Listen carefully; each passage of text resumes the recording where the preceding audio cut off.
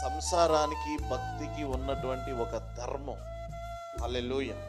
Order, లా, అది ప్రతి ఒక్కరికి తెలియాలి. ఆమేన్.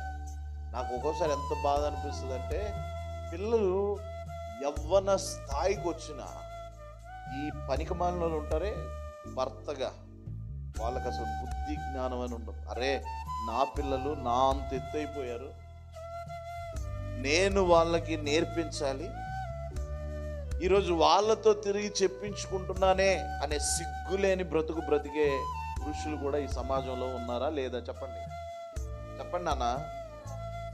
అరే, నా భర్త నా పిల్లలు నా చేతికి అందినట్లుగా ఉన్నారు, వాళ్ళకి మంచి తెలుస్తుంది, చెడు తెలుస్తుంది, వారు నన్ను పరిశీలిస్తారు, పరీక్షిస్తున్నారు, నా క్యారెక్టర్ పాడైతే నా పిల్లలు నా కుటుంబం పాడవుతుంది అనే ఒళ్ళు దగ్గర పెట్టుకొని జీవించని విచ్చలవిడితనాన్ని ప్రేమించే ఆడవాళ్ళు ఉన్నారా లేరా?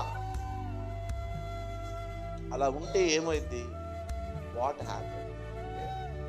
జీవితంలో ఎదురయ్యే పోరాటాలని వారు జయించుకోలేక జీవితంలో చతికిల పడిపోయి